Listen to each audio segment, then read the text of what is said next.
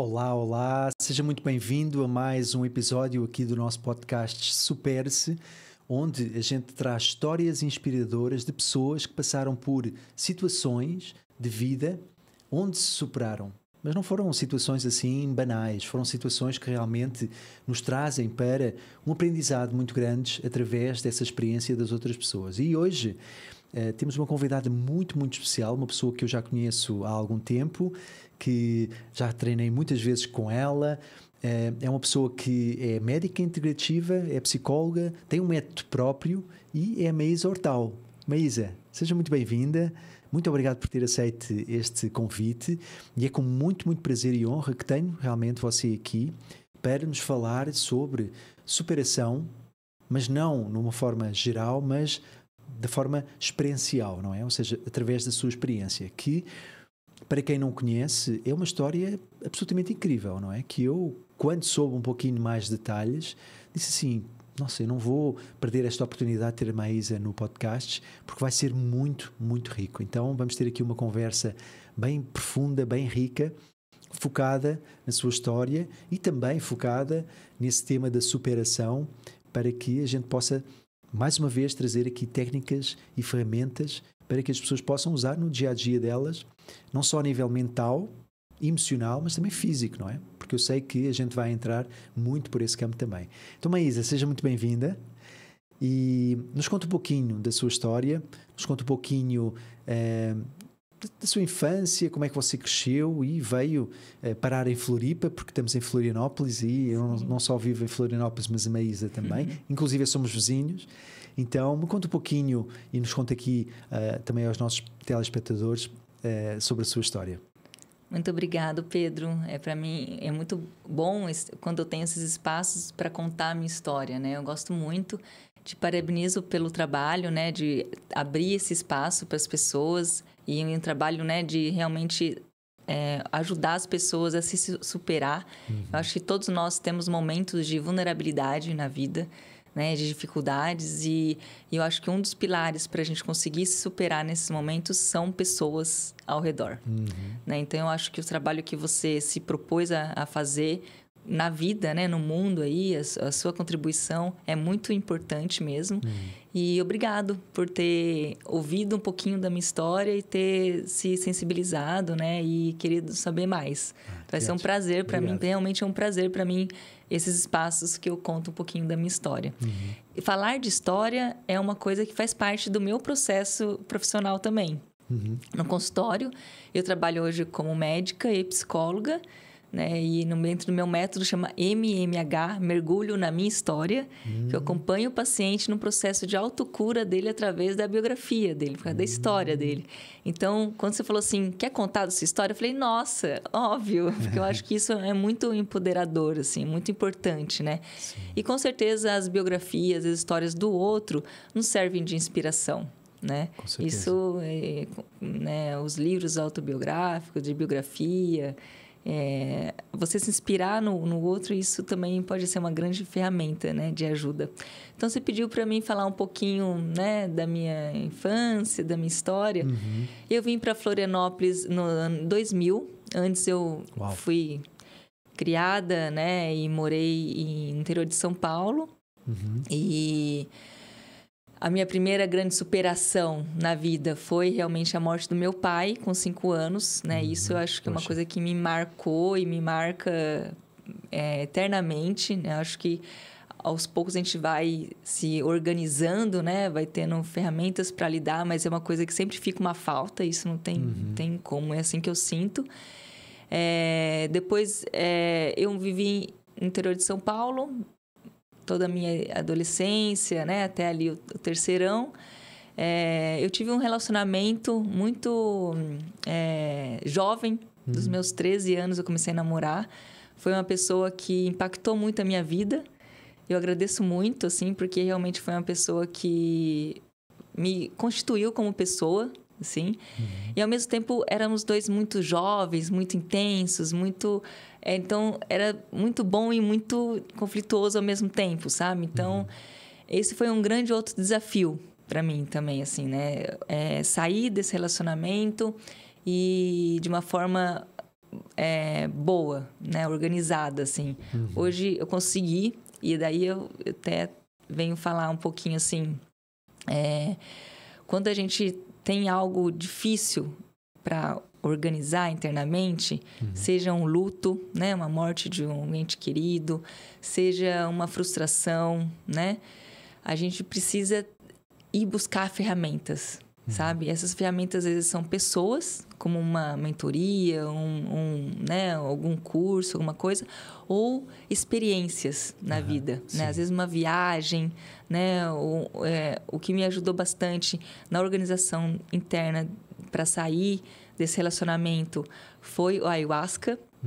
Foi durante uma cerimônia de ayahuasca que eu consegui acessar profundamente esse sentimento, né? Essa conexão e entender, né? Assim, não é só entender, mas é organizar. Enfim, daí eu vim para Floripa, fiquei aqui em Florianópolis fazendo faculdade de 2000 a 2007. Nesse inteirinho, descobri que eu tive um tumor no cérebro, né? Um tumor benigno, mas era um tumor que precisava fazer uma cirurgia. Aí foi um grande outro desafio também. Eu fiz 3 neurocirurgias. Pedro, eu tô falando, se você quiser me interromper, pode interromper. Mas é que você pediu para me contar a minha história, eu tô Não, contando. pode continuar, não tem problema nenhum. Esse tumor, ele foi muito exigente pessoalmente e para todas as pessoas que estavam à minha volta, né? Meus familiares, até esse relacionamento também foi muito importante, me apoiou muito, foi muito, assim, querido mesmo, assim, na época. Só que quando você está diante da morte, a sua visão de mundo muda. O que muda no seu entender, assim, na prática? Pedro, eu acho que as suas motivações, sabe? Porque quando você está vivendo a sua vida, naturalmente, você se motiva por coisas que você quer conquistar, que você tem como valores, né? Viver, estar vivo, não entra como critério. Você simplesmente está, né? É algo que nós temos como garantido, não é? Exato. Não pensamos na validade disso, não é? Agora, quando você se vê diante da morte, da possibilidade da morte, você fala, cara, a única coisa que eu quero é viver. Isso te traz uma conexão com a vida, de valorização da vida, muito diferente. Então, isso é uma coisa que me constituiu fortemente para até escolher o que eu faço hoje. Certo. Tanto viver como eu vivo hoje, né? O meu estilo de vida, os meus critérios do que é ter sucesso. Sim. Até como eu trabalho com os meus pacientes na clínica, né? Assim, a valorização da saúde, da vida.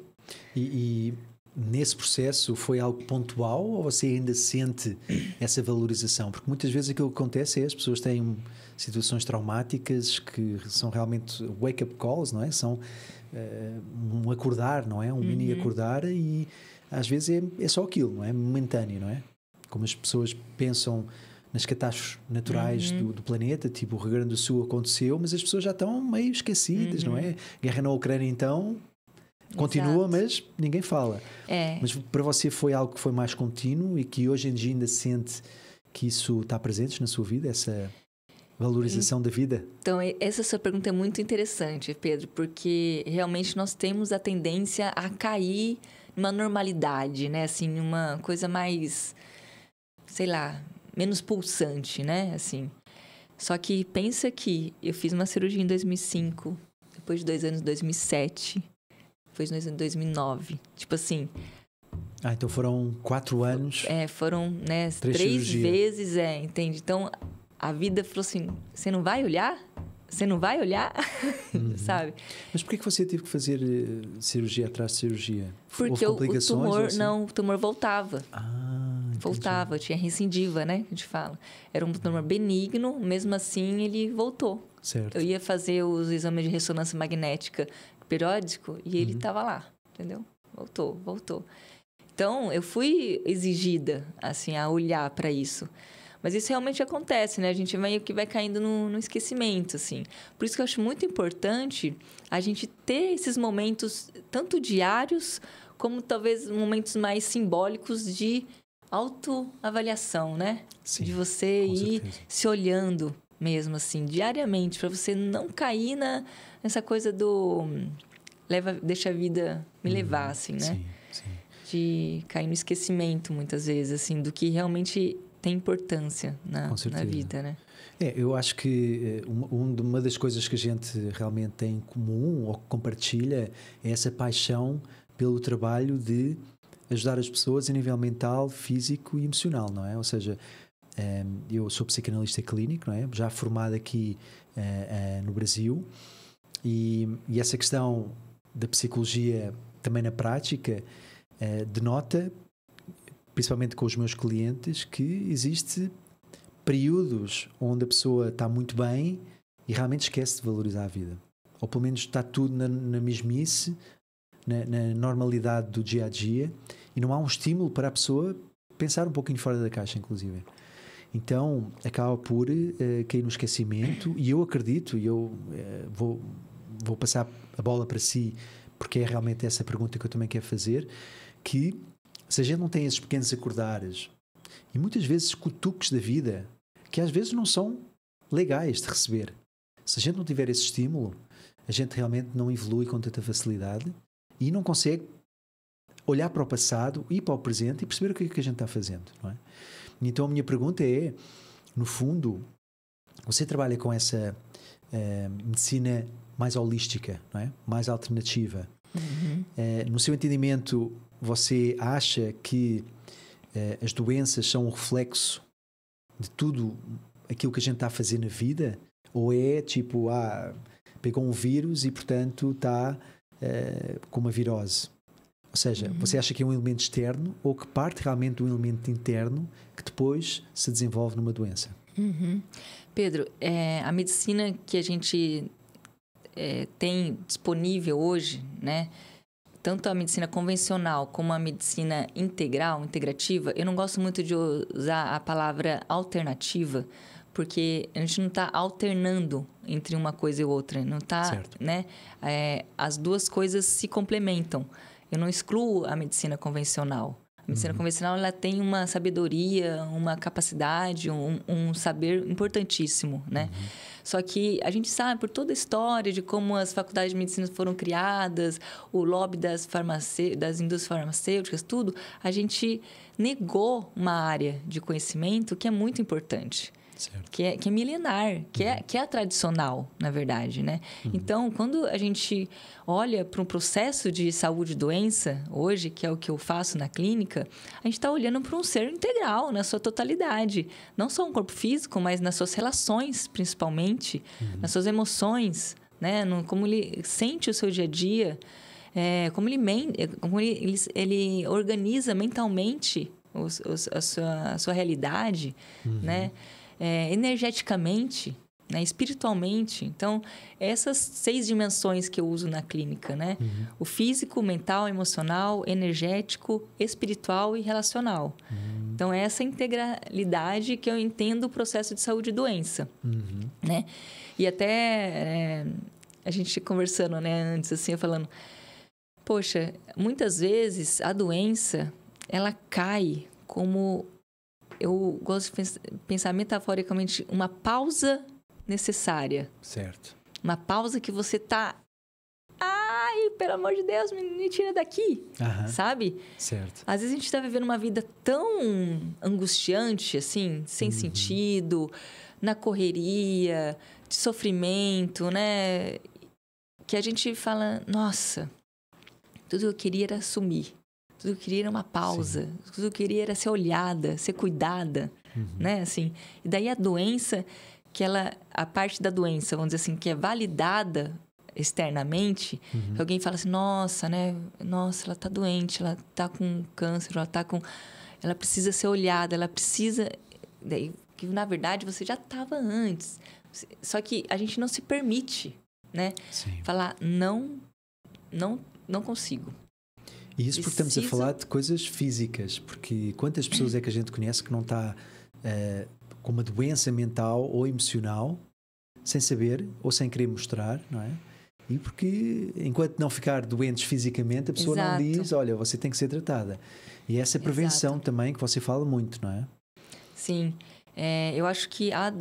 Eu acho não, né? A gente sabe já que o sintoma físico que aparece no corpo, ele apareceu muito antes num padrão vibracional, tá? Num padrão de estilo de vida, num padrão de ritmo, tá? Eu gosto muito de pensar na questão do ritmo, porque todos nós temos ritmos que são saudáveis ou não saudáveis. Certo. Concorda? Sim.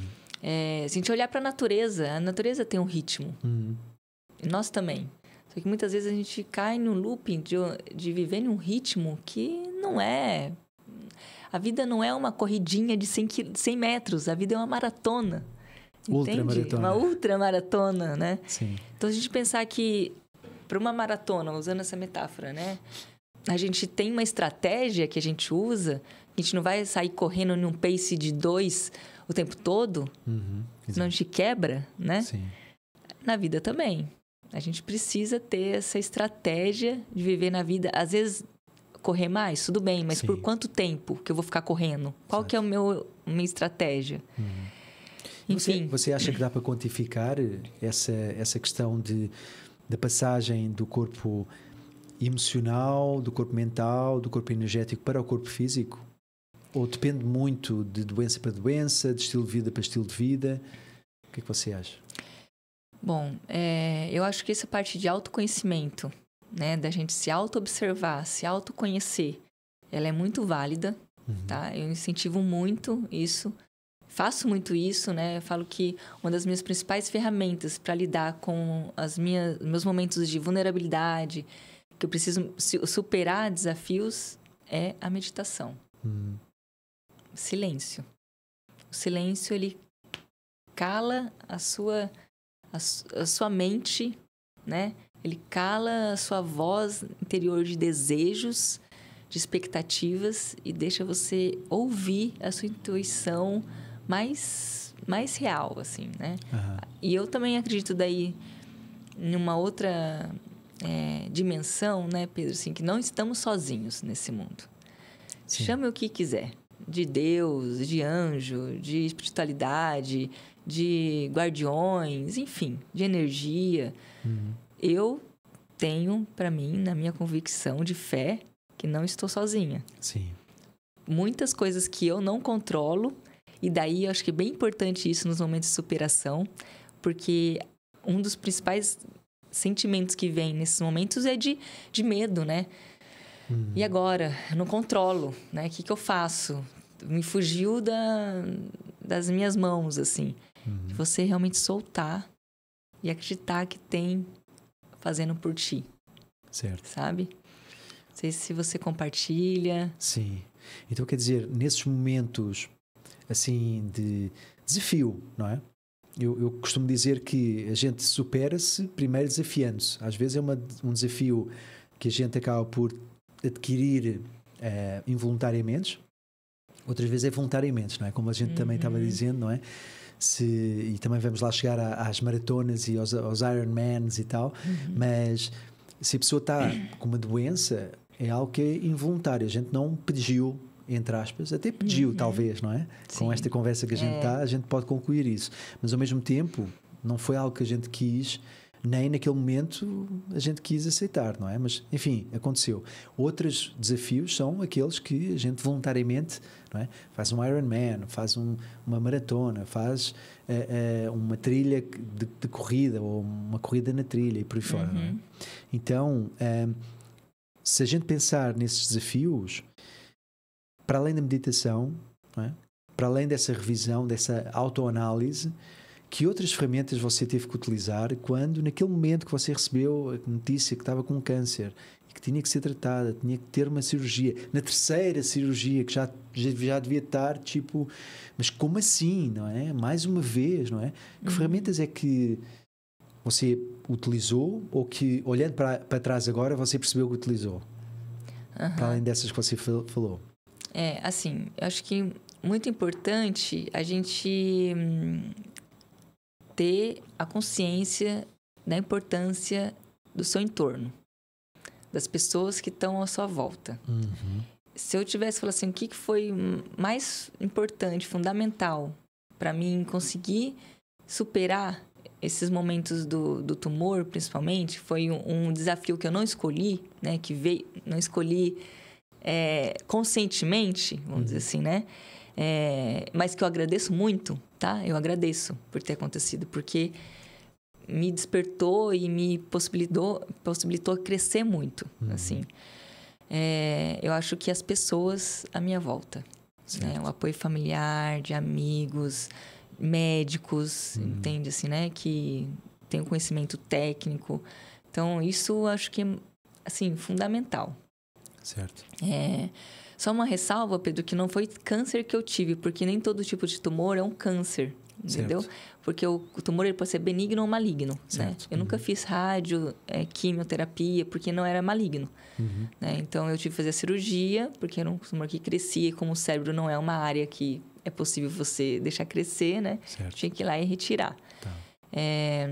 Porque isso muda muito a relação com a pessoa, né? Assim, Entendi. o impacto no corpo dela, das químios, tudo assim. Certo. E outra ferramenta que eu acho que a gente pode ter, assim, bem especial é a parte de autoconhecimento, né? Porque quando você se conhece, você tem, né, isso, assim, uma capacidade mesmo de resiliência, entende? Interna, assim. Então, eu acho que essas duas coisas, assim, por um lado, as pessoas que estão junto ajudam muito. Sozinho, tudo é muito mais difícil, eu acho, nessa vida. Sim. E, ao mesmo tempo, tem uma parte do processo de superação que é você com você mesmo. Sim, né? Com certeza. É você com a sua experiência de vida vivida, as suas ferramentas internas. E daí, eu sempre bato nessa tecla. A meditação é uma ferramenta. Sim. Muito poderosa, não é? Eu não sei, hoje em dia, sinceramente, não sei como as pessoas conseguem viver sem meditar e fazer exercício. Ponto. Sim, não, com certeza. Né? Eu concordo plenamente. Eu acho que, em termos práticos de superação, eu digo sempre que, para mim, a ferramenta que realmente fez a diferença, que eu utilizei em vários momentos da minha vida e continuo a utilizar, é a decisão. A decisão de enfrentar o desafio, não é? A decisão de dizer, olha, independentemente da razão pela qual as coisas estão a acontecer como estão a acontecer, eu vou aceitar e eu vou lidar com a situação. Não é? E utilizar as ferramentas que estão à minha volta. Então, se for um desafio a nível físico, então vou utilizar os treinos, vou utilizar os professores, os mentores e por aí fora, não é? Se é realmente uma doença, então aí eu já utilizo os melhores médicos, terapeutas que estão à minha volta para poder me ajudar. Mas, por outro lado, também corroboro com essa ideia das pessoas à nossa volta, que é uma coisa que eu falo o tempo todo, não é? As pessoas que me seguem, as pessoas que me têm ouvido, eu batalho sempre nessa célebre frase que diz: você se torna quem é, você se torna as pessoas com quem caminha. Ou então a célebre também frase: diga com quem andas, dir-te a quem és. Isso para mim faz toda a diferença. Toda a diferença. Muito. As pessoas com quem você anda, com quem você trabalha, mesmo as pessoas que são seus clientes, dizem muito de quem você é. Então, cada vez mais, essa escolha tem que ser uma escolha consciente. E a gente tem que aprender depois a dizer não e aprender depois a dizer já chega. Eu não quero mais estar com essa pessoa. Não é que eu não amo a pessoa, não é? Que é uma coisa que as pessoas muitas vezes confundem, não é? Acontece muito com parente, né? Ou amigos de infância, não é? Mas essa pessoa... Não, mas já não está a dar, não é? Então, eu acho que isso é muito importante. E a meditação é algo que, desde os meus tempos da Índia, não é? Eu vivi um ano na Índia, no ano de 2003, 2004. Vivi no ashram, então, um centro espiritual, do mestre espiritual Osho, inclusive. E durante esse ano, realmente, percebi muita coisa sobre meditação e sobre práticas espirituais e também as práticas de respiração, não é? Então, para mim, uma coisa que se agrega e que é uma grande ferramenta à meditação é a respiração. Não é? Muitas pessoas pensam que meditação... Podemos fazer um podcast só para isso. Né? Então, eu vou só terminar aqui, depois quero passar também para você explicar a sua experiência em relação a isso, mas seja nos meus retiros, seja em eventos que eu faço, um grande amigo meu também, que é o Filipe Marques, que tem feito trabalhos incríveis nos meus retiros, realmente me demonstra que meditação só por si, para quem pensa que meditação é sentar de olhos fechados e sentir uma sensação de paz e tranquilidade e regular os hormônios como o cortisol e a adrenalina, tem muito mais do que isso, não é? Porque uma das ferramentas da meditação é realmente a respiração. E aí vai atuar, inclusive, num campo físico, não é? Muito. E aí talvez você tenha também algumas noções que nos possa passar em relação a isso. Muito, Pedro, assim. Então, para a gente fazer um pouco de conexão com essa questão da superação, por que pensar em respiração nesse momento de desafio, né? De se superar, assim. Tem tantos caminhos que a gente pode abordar isso. Vamos pensar primeiro, assim. Respirar é você usar a sua capacidade pulmonar. O pulmão, ele tem ápice, corpo e fundo, tá? Essa é a anatomia do pulmão. Certo. Essa respiração ansiosa, de quando a gente está num momento de desafio, que a gente fica mais ansioso mesmo, adrenalina e tal, você está usando pouquíssima capacidade pulmonar, entendeu? Você está só aqui no ápice do pulmão. 10, 20% no máximo, entendeu? Sim. Se você conscientemente tem isso, não, calma aí, deixa eu mudar o padrão da minha respiração e eu respirar pelo meu diafragma, que é aquela respiração do abdômen, do bebê, né? Que a gente sente expandir, daí traz para as costelas e a gente aumenta essa capacidade pulmonar, só aí você já está oxigenando melhor o seu corpo, né? E daí você oxigena melhor o seu cérebro, você consegue raciocinar melhor, você consegue mexer no seu sistema simpático e parasimpático, que vai aliviar a sua adrenalina, né? O seu estado emocional. Então, olha só a importância da respiração. Tanto por uma questão de oxigenação cerebral, de você trazer mais clareza nas suas decisões mesmo, quanto de você sair daquele estado de sistema simpático, de adrenalina, entendeu? E se acalmar. Instintivo, reativo. Reativo, entendeu? Então, é só aí a respiração, maravilhoso, né? E as retenções, não é? Nós trabalhamos muito, não é? Principalmente nos treinos, com retenção, sem ar e com ar. O que é que você acha que isso também produz no corpo físico? Quando você muda a sua capacidade, a sua frequência respiratória, você está mudando também uma parte no seu cérebro que organiza essa respiração, tá? E no organismo, a gente tem um sistema que é um sistema de tamponamento, que a gente chama. Eu não queria cair em uma coisa muito técnica, assim, né? Que acho que talvez não interessa muito, mas, tipo... Nosso organismo, a gente tem processos de acidose e alcalose, tá? De acidificação e de alcalinização. Certo. Isso mexe com todas as nossas reações químicas. Tem reações químicas que acontecem em um determinado pH, alcalino ou ácido, e outras não. Então, a capacidade de funcionamento do nosso organismo está envolvido. E um dos principais sistemas de tamponamento, que é de regular essa acidose e alcalose, é a respiração. Olha isso. Então, quando a gente faz aquelas respirações de hiperventilação, né? Que a gente sente até aquela tonturinha, a gente está alcalinizando o nosso corpo. É isso, porque isso que dá aquela tonturinha, é isso. Uau. Entendeu? Então, é muito potente. São principais processos de equilíbrio do nosso corpo, metabólico mesmo, é a respiração. Uau. Que interessante. Entendeu? Eu acho que tudo se resume também ao nosso estado, não é? Ao estado que a gente consegue alcançar utilizando a meditação e também utilizando, por exemplo, a respiração. Uma das primeiras pessoas que eu ouvi falar sobre isso foi quando eu fiz em 2004 2 cursos na América, nos Estados Unidos da América, com o Tony Robbins, não é? Nossa, e a primeira coisa que ele falava nos cursos dele eu fiz 2, não é? Era no Estado, não é? E ele é um cara que vê-se que é muito físico, não é? E ele colocava aquela história básica, não é? De a postura dos ombros, por exemplo, não é? Quando você está com os ombros para baixo e para a frente, você automaticamente sente uma contração, não é? É como se o corpo estivesse realmente a contrair, não é? E quando você coloca os ombros para trás, você tem uma abertura, tem uma expansão.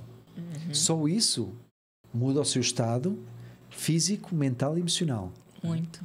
E vê-se as pessoas deprimidas estão contraídas, têm os ombros para baixo, o queixo para baixo, têm uma energia, não é? Assim, mais com mais pressão, não é? Por isso é que se chama depressão, não é? No meu entender, inclusive. E quando a pessoa está expandida, não é? Sente-se mais segura, sente-se mais leve, sente que não está naquele espaço de contração, não é? E realmente a respiração também permite isso, não é? Porque a gente não vai respirar e fazer processos de respiração profundos com o corpo contraído, não é? A gente tem que se colocar numa postura confortável, numa postura ereta, não é? Só isso já muda tudo, concorda? Total, Pedro, com certeza.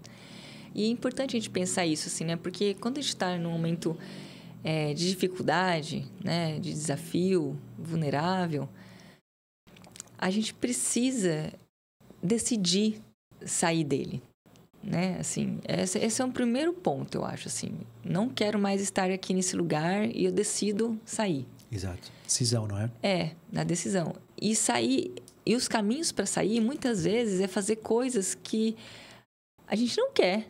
A gente não tem vontade, né? Certo. Que o nosso corpo não está pedindo para fazer aquilo. Porque quando você está deprimido, você quer ficar aqui, você quer ficar... Eu lembro uma vez que eu escutei, agora eu não me recordo exatamente se foi de um paciente, se foi de um amigo, mas era uma história assim. A pessoa estava imigrante, tá? Um brasileiro imigrante morando na Inglaterra. Inglaterra, no inverno, é frio, muito frio. E ele estava assim, sozinho, muito deprimido, começou a ficar enclausurado em cima da cama, assim, dia e noite, sem sair da cama, sabe, assim, deprimido. Sim. E ele falou assim, cara, se eu ficar aqui, eu vou morrer. Certo. Daí, o que ele começou a fazer? Ele começou a ir sem vontade, nadar todos os dias. Ia com o corpo doendo, que o corpo dele doía literalmente, entendeu? Assim, e às vezes ia, entrava na água e saía, mas ia, entendeu? Certo. E muitas vezes é isso que a gente tem que fazer nos movimentos de superação, entende? E fazer algo, faça alguma coisa. Um passo na frente você não está mais no mesmo lugar, sabe? Certo. E muitas vezes é isso, é um básico, assim, é um detalhe, sabe? Pode ser um detalhe de você fazer alguma coisa, ou às vezes um detalhe de alguém chegar na sua vida. Um encontro, sabe? Assim, você fala, nossa... Né? Eu estava a lembrar de uma história do Tony Robbins, inclusive, que ele conta que uma das pessoas que chegou nos eventos dele começou a falar com ele e dizer minha vida é isto, a minha vida é aquilo. E ele estava com uma garrafa de água na mão. E ele apertou a garrafa e aquilo foi para a cara dela. E ela, nossa, o que é que você está fazendo? E ele, peço imensa desculpa e tal, continua. E ela, bom, onde é que eu estava? Sim, então... E ele fez outra vez. E ele fez aí umas 3 ou 4 vezes. Até que ela começou a rir, até que ela, sabe, mudou completamente o pensamento dela. E ele disse, poxa, você já viu que basta haver um elemento externo para tirar você desses pensamentos tão negativos e tão deprimentes, não é? Né? Então, essa questão do estado, não é? Exatamente... Quando a gente mexe o corpo físico, a gente mexe o corpo emocional, a gente mexe o corpo mental, não é? Por isso é que os treinos, para mim, são tão importantes. Uma boa alimentação também, um bom sono, não é? São tão importantes. E, inclusive, ontem eu estava a falar na minha comunidade, eu tenho uma comunidade online também, chama-se Super-se, aqui também ao encontro do nosso podcast Super-se, e estava a fazer uma pergunta que é aparentemente muito simples, e faço também a pergunta a você, não é? E era uma pergunta que eu escutei, que era, o que é que você acha que é mais importante? Diminuir os pensamentos negativos ou aumentar os pensamentos positivos? Ou seja, temos cerca de 60 a 70 mil pensamentos por dia. Talvez 50, 60 ou 70% são inconscientes, então a gente nem sabe que está a pensá-los, não é? Para que a gente reduza sensações de ansiedade, sensações de stress, será que a gente deve reduzir os pensamentos negativos ou aumentar os pensamentos negativos? Então essa foi a pergunta que eu fiz. Mas estou interessado também em saber qual é que é a sua resposta. Nossa, maravilhoso, Pedro. Interessante isso, assim, porque eu quero abordar alguns pontos sobre isso, assim. Primeiro, a gente aprender que a parte ruim, difícil, negativa da vida faz parte da vida. Né? A gente vive, às vezes, nesse otimismo tóxico, sabe? Assim, a gente tem que estar sempre bem, sempre... E não é verdade, isso não é real. Não é real. Né? A parte ruim faz parte, né? Então, a gente aceitar, saber lidar, não fugir, encarar, né? Isso é importante também. Agora, tem uma coisa que às vezes a gente cai num looping de padrão de pensamento, né? De muito medo, de muito pessimismo, de frustração, que daí isso não ajuda também a gente a sair dos processos, Sim. né? E como calar como mudar, né, essa chavinha, assim? Certo. Eu acho que, primeiro, se policiando de forma bem automática, assim mesmo. Automática não, Presente, né? De atento, assim. Atenção, Opa, exato. Tô pensando isso, não vou pensar isso, vou tentar mudar, né? Assim, conscientemente um padrão. Agora, no meu método, quando eu vou trabalhar com pessoas que têm, por exemplo, ansiedade, tá? Vou pegar um exemplo. Em vez de olhar para a ansiedade dela, assim, eu olho para todo o entorno dela. Sim. Ajudo ela a olhar, né? Assim, tudo bem, você tem uma ansiedade que te constitui hoje, que faz parte, que você quer melhorar, tá bom. Mas além dessa ansiedade, o que mais você tem? Sim. Daí eu vou ajudando ela a olhar as potencialidades dela, entendeu? E às vezes são coisas que a pessoa, nossa, mas isso faz diferença? Faz muita diferença, né? Então eu vou ajudando ela a olhar as potencialidades e colocando foco nessas outras coisas na vida. Pode dar um exemplo? Assim, Sim, por exemplo. Coisa que faz diferença? Eu tenho ansiedade que eu vejo que ele tem um gatilho de coisas quando eu tenho que fazer algo pela primeira vez. Entende? Assim, tipo, uma entrevista de trabalho ou quando estou numa dificuldade financeira, tal. Assim, isso tem esse gatilho da minha ansiedade. Ok. Quais são os momentos na sua vida que te tiram um pouquinho do desconforto, que não é um conforto, mas que você consegue agir de outra forma?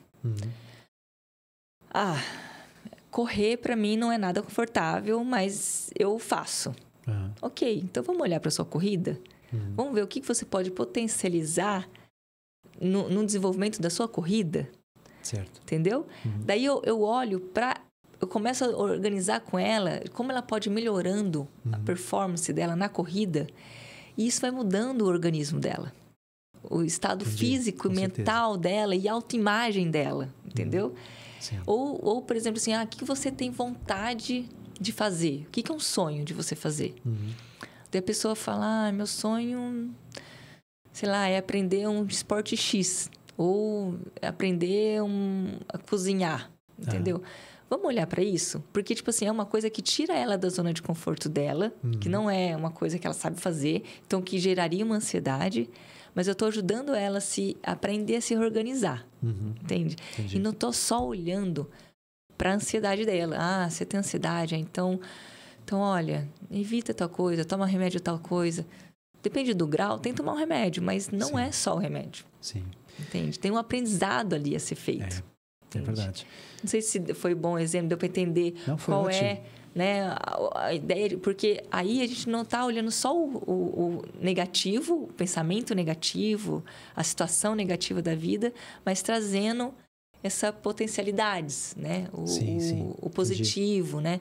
E muitas vezes a gente tem que fazer de forma meio que mecânica mesmo, né, Pedro? Assim, sim. Cara, quando eu vou escrever tudo que eu agradeço hoje.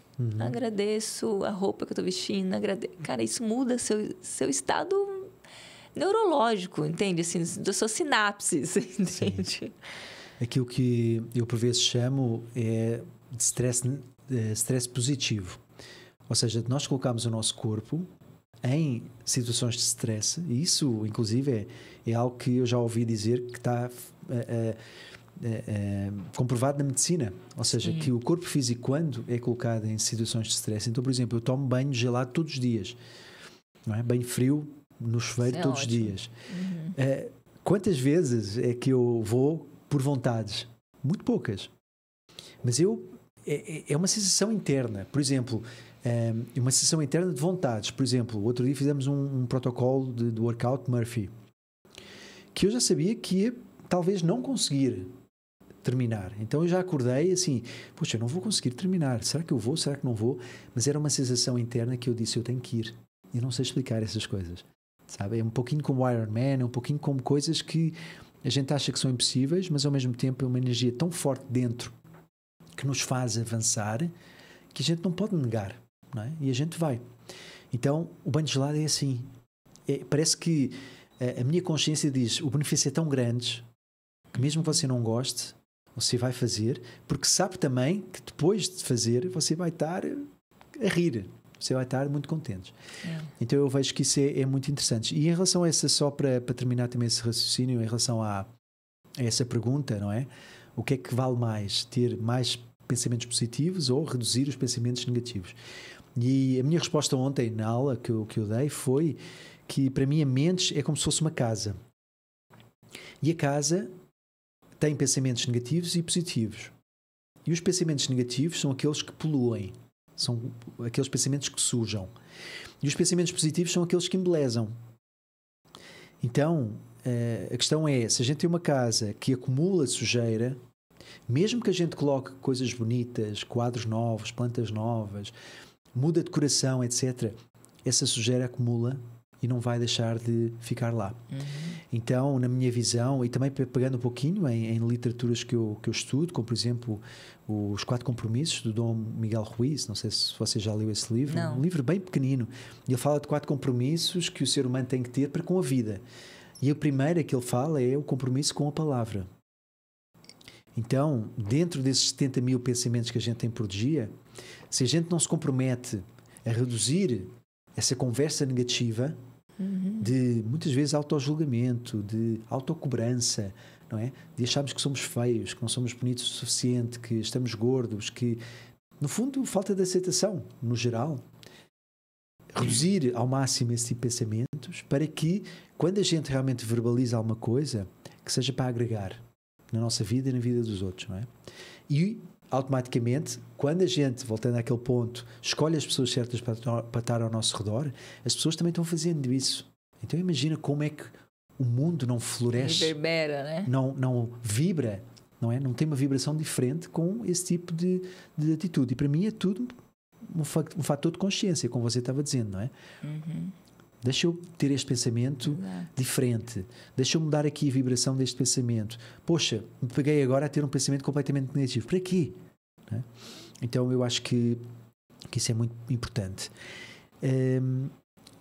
E também gostava de focar aqui, porque o nosso tempo está voando. Está voando mesmo. Já só temos uns minutinhos, mas eu acho que uma das questões que para mim é mais importante, que agora talvez falemos um pouquinho do Iron Man, é essa questão da motivação. Não é? É uma pergunta que eu adoro abordar, porque depende de pessoa para pessoa, não é? Mas é no fundo o que é que motiva as pessoas a fazerem o que fazem e depois a terem disciplina e motivação para continuar. Não é? É muito fácil por vezes começar, mas para manter é muito complicado por vezes. Então, conta um pouquinho como é que foi essa sua experiência de superação assim ao mais alto nível, para além do tumor, para além dessa questão do seu pai, que eu sinto muito realmente, que aconteceu numa idade tão terna, essa questão desse relacionamento desafiador também que você teve. Como é que entrou na sua vida o Iron Man? Como é que você decidiu fazer e como é que você manteve a disciplina e a motivação para continuar e ter sucesso e acabar? É muito interessante, Pedro. Eu vou te contar um pouquinho a história, desde o começo, assim, né? Em 2017, eu estava fazendo a faculdade de medicina, morava em São Paulo, mas eu vim passar o final de ano aqui em Florianópolis, né? 2015. 2017. 17. E eu estava ali em Jurerê, na casa de um parente e tal, e eu olhei o banner, assim, do Iron, eu falei, gente, quem que faz uma loucura dessa? Quem que faz? Como assim, né? Nadar 3.800, quase 4 quilômetros. Andar de bicicleta 180 quilômetros, né? E depois correr uma maratona, 42. Nessa época... Além de pagar. Além de pagar para fazer isso, não é? Que não é barato. Também, E pegar uma bananinha no final, não é? O que a gente brinca. Só vou pela bananinha e pela medalha, não é? Pela medalha. Daí eu olhava aquilo assim e falava, cara, nessa vida eu nunca vou fazer isso. Isso era um diálogo interno meu dentro das minhas condições físicas e mentais da época. Então, essa questão da ambiência, inclusive falando em ambiência, hoje é Dia Nacional, Dia Mundial do Meio Ambiente. Certo, Estou trazendo isso. De junho. E para mim, meio ambiente é uma coisa muito importante para nossa saúde, né? Assim, a nossa saúde começa no nosso entorno. Eu tenho esse lema, né? Se a gente não tem uma água saudável, um ar saudável, uma comida saudável, como que a gente vai ter saúde, né? Então, meio ambiente aí começa a nossa saúde no nosso entorno, né? Tanto na ambiência, que a gente estava falando agora, das nossas relações, né? Como no ambiente físico mesmo. Né? Por que eu estou trazendo isso assim? Em 2017, eu morava em São Paulo, dormia muito mal, estressada da medicina, convivendo num ambiente social que não era muito a minha, né? Assim, então, o meu corpo estava num estado que eu olhava aquele banner... Eu estava, acho que uns 10 quilos mais gorda também, né? Eu olhava aquele banner e falei, nossa, nunca vou fazer isso. Mas você não tinha experiência em esportes? Eu sempre joguei basquete, já tinha feito umas corridas também. Tá. Sempre fui, assim, ativa. Sempre foi ativa, tá. Sempre fui ativa. Mas nunca fui atleta profissional, né? Assim, nunca tinha me feito nenhuma coisa de endurance, de alto desempenho, nada disso. Certo. Nossa, eu falei, 2017 o Iron era uma coisa impossível para mim, assim, muito longe. Vim para Florianópolis em 2021 fazer a formação do Mahamudra. Aí o meu corpo fez fez um boom, assim, né? Mudei a minha ambiência, mudei, né, vários hábitos alimentares, de sono, de convivência, de exercício físico. E eu falei, cara, eu acho que eu consigo. Comecei a fazer o triatlo, treinar o triatlo, né? Então, você formou-se como coach Mahamudra. Isso, eu fiz a formação de Mahamudra, né? O coach de Mahamudra. Isso é uma coisa muito legal, assim, porque foi de uma forma muito despretensiosa. Eu vim para ficar um mês de férias na praia. Na hora que eu vi, eu estava fazendo 2 treinos super intensos por dia e meu corpo fez né? Deu um boom, assim. Certo. Isso é muito legal, assim, você se colocar em uma experiência que te tira muito da zona de conforto. Assim, você tem a real noção das suas potencialidades. Isso é muito importante, porque senão fica aqui no mental, né? Eu sei, eu consigo ou não consigo. É só você acha, você não sabe. Enquanto você não for lá experienciar, você não sabe, né? Daí eu fui... Eu acho que eu consigo treinar para fazer um Ironman. Já me senti na potencialidade de treinar. Entendeu? E você tinha pouco tempo, pelo que eu me lembro, Eu tinha 27 semanas, eu acho. 27 semanas, poxa. Menos de 6 meses. Era quase 4 meses, isso, e daí foi, né? Fiz o Iron, todo um projeto envolvido, as pessoas em volta também foram muito importantes. Fazer as coisas sozinha é muito chato, né? Sempre, então, o projeto ali, as pessoas envolvidas, a comunidade do Maha, né? Assim, Mahamudra. Nossa, não quero falar nomes aqui para não ficar ninguém de fora, assim, né? Mas isso que é legal. E hoje a gente é um projeto que potencializa as pessoas a mudarem de vida, a se superarem, a encararem os seus desafios. Tem tudo a ver... White Change, não é? A Iron for Change. Ainda vai falar sobre isso, não é? Iron for Change. Claro. Então, que é um projeto que é isso, né? Porque eu sei que a ambiência, entende? Viva o meio ambiente, mais uma vez, né? Viva.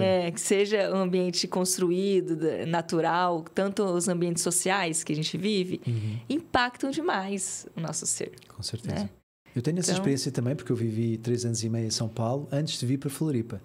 E agora não dá. Né? Até posso querer ficar em São Paulo durante 1 ou 2 semanas, de 6 a 6 meses, ou 3 em 3 meses, seja o que for, mas para viver, morar, não é? Para dizer, esta é a minha casa, Floripa, não tem, para quem conhece, meu Deus, não tem. Senão todo mundo quer vir para cá. Não tem outra coisa, não tem explicação, não é? Mágico mesmo.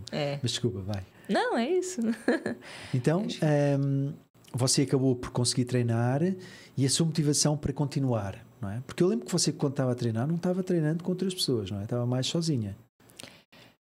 Da minha preparação para o Iron? Isso. Então, o Juliano também estava se preparando para o 70.3, então foi um grande estímulo, né? Assim, todo o pessoal ali do Mahamudra, né? Que sempre está fazendo uma atividade física, e isso ajuda muito. Eu lembro que a gente correu na praia uma vez, né? Assim, daí eu tive pessoas muito importantes, assim, a bicicleta era um desafio para mim. Eu não tinha habilidade com andar clipada, né? Com a sapatilha, e nem de speed.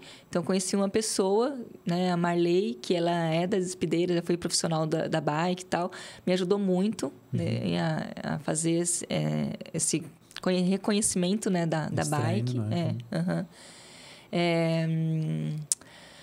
Os treinos são muito importantes, né? Agora, a planilha, eu não peguei uma assessoria, assim, eu montei a minha planilha. Tá. Né? Assim, eu tenho uma ideia, um pouco de conhecimento de fisiologia, né? Essa questão de você ir fazendo né, seus processos de evolui e essa periodização, essa periodização. E fui fazendo, assim, e deu certo. Não recomendo, não estou falando para não fazer isso, assim, mas era uma coisa que me motivaria muito.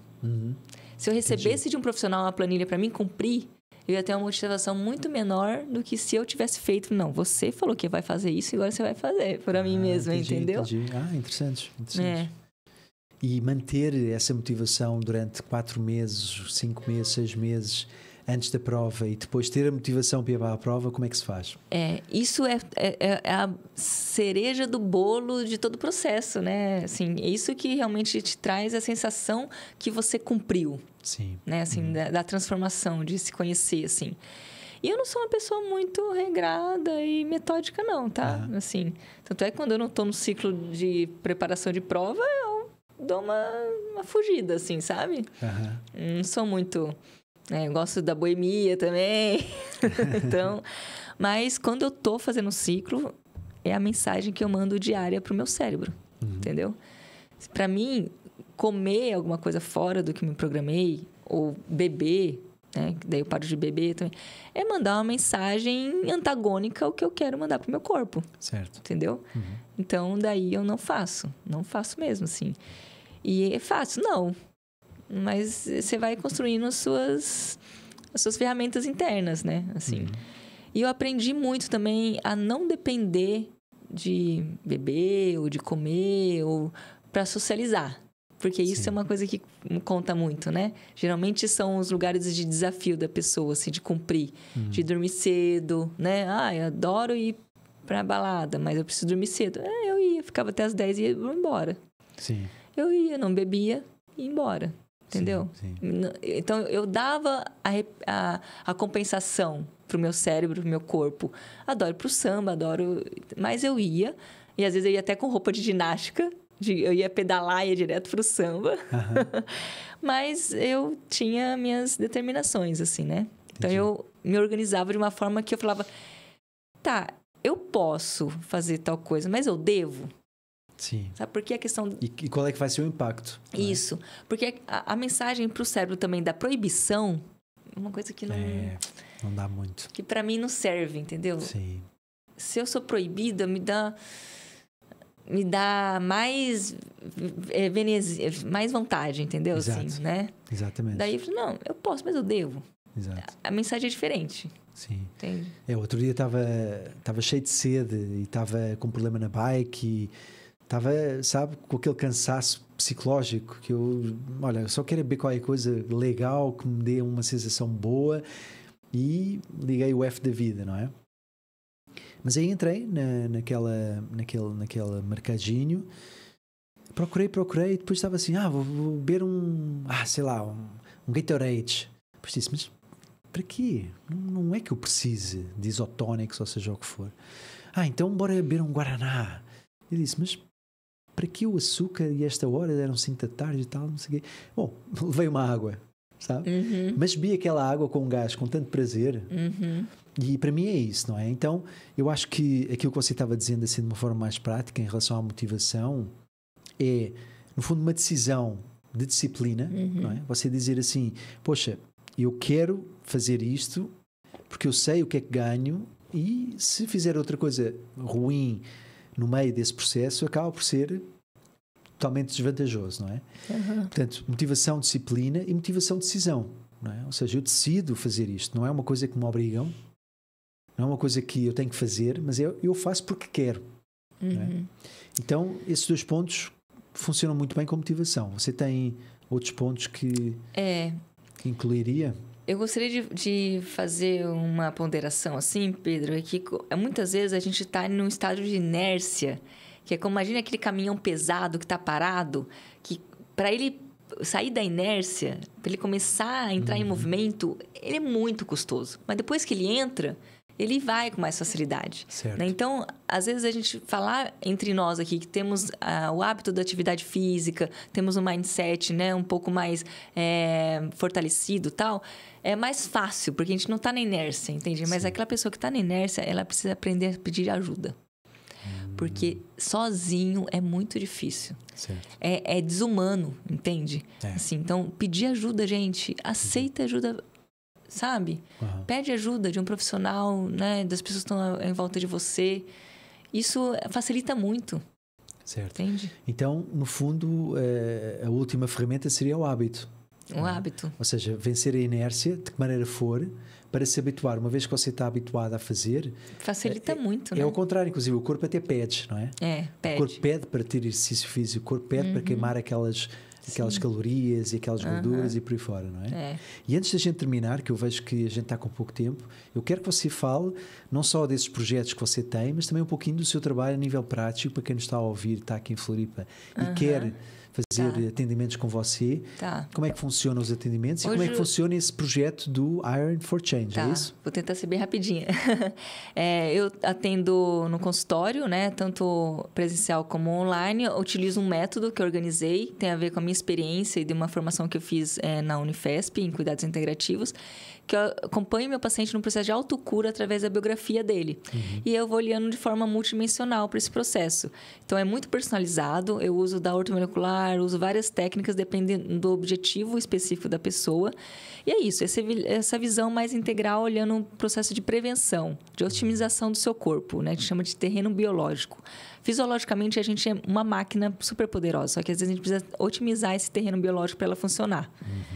E o projeto Iron for Change é um projeto que a gente é vinculado ao Iron. Todo ano um atleta vai e simbolicamente leva a bandeira do Iron. Ano passado foi o Dami, né? Esse ano, quer dizer. E a ideia do projeto é ajudar as pessoas a fazerem mudança na vida. É isso. Então, qualquer tipo de mudança, né? Desde mudanças físicas, mentais, profissionais. E a gente apoia alguns projetos sociais também. É isso. Estamos aí querendo patrocínio. Se alguém quiser ajudar o projeto, patrocinar o projeto, mais explicações, estamos nesse momento agora de ir buscar as parcerias para o próximo ano. Certo. Muito obrigado, Pedro. Maísa, nossa, o tempo voou. Voou. Aqui nos podcasts, né? O tempo é bem cronometrado, não é? A gente sabe, mas o tempo voou. Eu estou muito grato, não é? A gente focou em várias coisas. Eu, inclusive, tenho aqui uma colinha no meu celular com as perguntas que eu tenho que perguntar, mas hoje foi completamente natural, fluido, né? Completamente fluido e a gente acabou por tocar em pontos muito, muito importantes. Então, te agradeço. Desejo o maior sucesso. Desejo o maior sucesso nos seus projetos também e que você consiga patrocínios, consiga chegar a mais pessoas, porque esse trabalho é muito, muito importante. Isso, levar o que a gente realmente acredita, o propósito, né? E fazer acontecer. Eu acho que empreender é muito legal, mas a gente tem que empreender com propósito, não empreender por empreender e ganância, né? Enfim. Muito bom, tá vendo? Não sou só eu que falo em propósito e a necessidade da gente ter o propósito. Eu falo sempre isso e o meu trabalho tem a ver com o propósito e realmente sem propósito o que é que a gente está fazendo? Né? Para onde é que a gente está levando a nossa vida? Não é? E a vida do mundo, não é? A vida ao nosso entorno. Agradeço muito, então, Pedro. Te agradeço muito. Obrigado. Parabéns pelo trabalho. Obrigado a todos os que estão ouvindo, que estão a ver. E qualquer coisa é só seguir a Maísa no Instagram. Qual é que é o seu Instagram aqui para as pessoas que estão a ouvir? DRA de doutora Maísa Hortal com H. Depois a gente coloca ali. Hortal com H. E o meu nome é Pedro Maratá, como as pessoas já sabem. E até à próxima oportunidade, até ao próximo episódio, com outra magnífica entrevistada que eu depois vou revelar. E muito obrigado, Maísa. A gente se vai falando. Pedro. Até já. Até já. Obrigado. Muito bom.